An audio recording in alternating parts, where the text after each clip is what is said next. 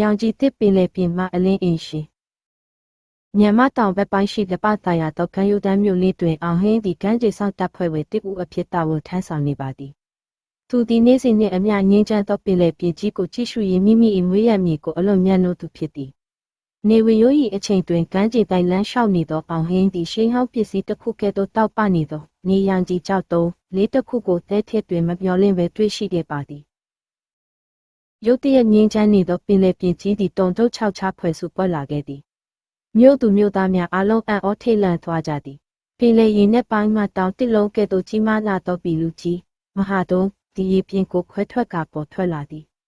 ၎င်း၏မျက်လုံးများမှမိဝင်းဝင်းတောက်နေပြီးကြောက်မက်ဖွယ်ရာဟင်းဟောက်တန်ကြီးကတစ်မြို့လုံးကိုတုန်ခါသွားစေသည်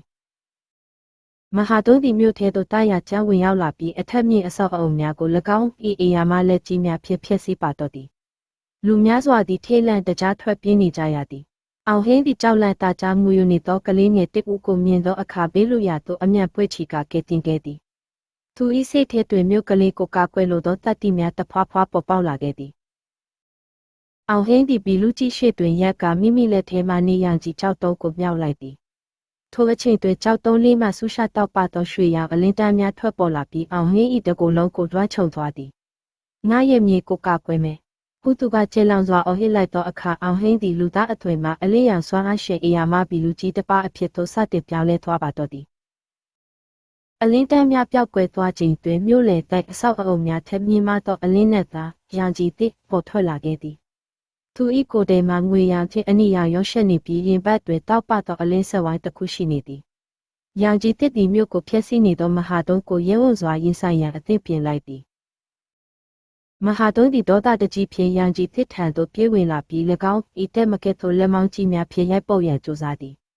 ရောင်ကြီးသစ်သည်ပြင်းပြစွာရှောင်တင်းလိုက်ပြီးဘီလူကြီးကိုပြန်လဲခုခံသည်မြို့သူမြို့သားများသည်ပရွက်စိတ်ငယ်များကဲ့သို့ထိုအေယာမတိုက်ပွဲကြီးကိုအဝေးမှနေ၍အံ့ဩစွာမြင်ကြည့်နေကြသည်ရောင်ကြီးသစ်သည်မဟာတုံးကိုမြို့ပြင်ရှိပင်လေကမ်းစပ်သို့ပြန်လဲတွန်းထုတ်ရန်ကြိုးစားသည်မြို့သူမြို့သားများထိခိုက်မှုမရှိစေရန်သူသည်အဆောက်အအုံများကိုကိုဖြင့်ကာကွယ်ရင်းတိုက်ခိုက်နေသည်ဘီလူကြီးကရောင်ကြီးသစ်ကိုလဲကျအောင်တွန်းလှဲလိုက်သောအခါမြေကြီးပင်တုန်ခါသွားခဲ့သည်တိုက်ပွဲသည်အလွန်ပြင်းထန်လာသည်ရောင်ကြီးသစ်သည်မဟာတုံး၏အားကောင်းသောရိုက်ချက်များကြောင့်အနှဲငယ်နွမ်းနယ်လာသည်သို့တော်သူသည်နောက်မဆုတ်ဘဲမိမိ၏စွမ်းအားအလုံးကိုစုစည်းလိုက်သည်သူသည်ပင်လယ်ထဲမှဘီလူကြီးကိုပွေ့ချီ၍ကမ်းခြေထင်ဝေးရာသို့ပစ်ချလိုက်သည်ရောင်ကြီးသစ်၏ရင်ဘတ်မှအလင်းဆက်ဝိုင်းသည်ညီရဲလာပြီးအချက်ပေးသံများမြည်လာသည်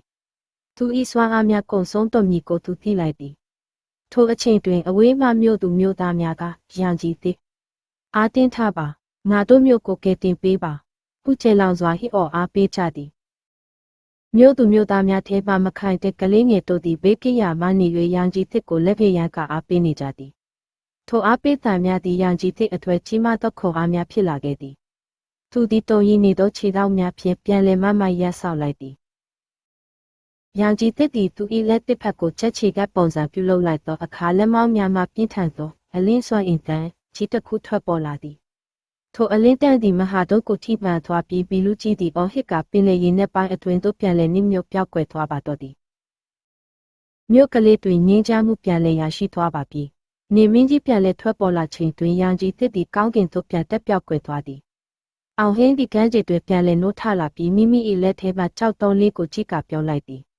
သူသည်မိမိ၏မွေးရမည်ကိုအမြဲတမ်းကာကွယ်ဆောင်ရှောက်သွားမည်ဟုသံနှင့်ထန်ချလိုက်ပါတော့သည်